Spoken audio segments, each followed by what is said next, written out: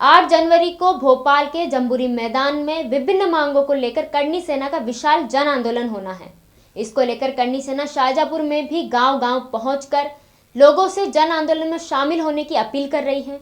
वहीं भोपाल जाने के लिए भी शाहजहांपुर सहित ग्रामीण क्षेत्रों से कई बसों को अनुबंधित किया गया है।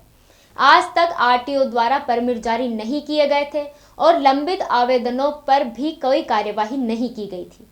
इससे नाराज करनी सेना कार्यकर्ता आज बड़ी संख्या में आरटीओ ऑफिस पहुंचकर जमकर धरना प्रदर्शन कर रहे हैं। जानकारी लगने पर कोतवाली थाना प्रभारी अवधेश शेषा पुलिस बल और प्रशासनिक अधिकारियों के साथ मौके पर पहुंचे और स्थिति को नियंत्रित किया। वहीं करनी सेना के अजीत सिंह ने प्रदेश सरकार पर आरोप लगाते हुए कहा कि जन आंदोलन को समाप्त करने के लिए सरकार लगातार प्रयास कर रही है, इसी वजह से परमिट जारी भी नहीं किए गए।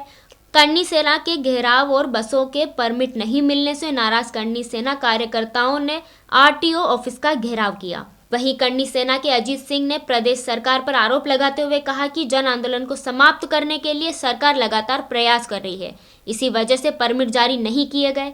करनी सेना के घेराव और प्रदर्शन को उग्र होते देख आखिरकार आनन फानन में आरटीओ विभाग द्वारा परमिट जारी किए गए हैं। आरटीओ कार्यालय में बैठने की वजह हमें ये पड़ गई कि हमारे शांतिपूर्ण हम जब से आंदोलन के प्रचार प्रसार कर रहे हैं, हमारा 8 जनवरी जम्बूरी मैदान को हमारा आंदोलन फिक्स था और हमने बसें कर रखी थी और बसों के जो परमिट हैं उन परमिटों के लिए हमने आवेदन कर रखे हैं, परंतु शिवराज सरकार हमारी बसों के परमिट निरस्त कर रहे हैं और लंबित जो परमिट है उनको परमिट जारी नहीं कर रहे हैं। इसलिए हमारे पास में 12 गांव की जानकारी है जहां पर बसों के मालिकों को बोला जा रहा है और परमिट निरस्त कर रहे हैं। जैसे कि हमारे बोलई से जो बस कर रखी थी, दास्ता खेड़ी से जो बस कर रखी थी, जो हमारे बजाड़ा से बस कर रखी थी, देवला विहार से कर रखी थी, घटिया रूपापुरा से कर रखी थी, ऐसी तमाम हमारे ठिकानों से जो बसें कर रखी थी उनके यहाँ पर आवेदन देने के बाद भी अभी तक हमारे परमिट जारी नहीं किए गए हैं। तो हमने यहाँ पे धरना दिया है कि आरटीओ साहब यहाँ पे तुरंत आए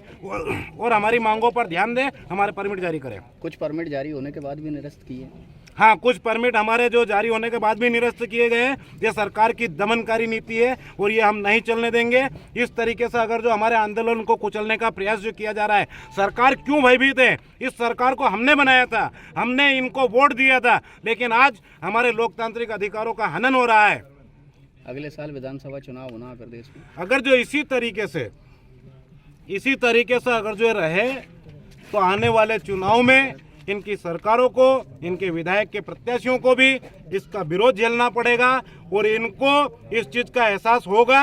और हम ये भी कहते हैं स्पष्ट कि कांग्रेस भी अगर जो अपनी विपक्ष की भूमिका में इस आंदोलन के समर्थन में नहीं बोल रही है तो वो भी कान खोल के सुन ले। हम सगे किसी के नहीं है, न भाजपा के न कांग्रेस के। हमारा दमनकारी नीति ना अपनाए, हमारे आंदोलन को ना कुचले और हमारा आंदोलन होने दे।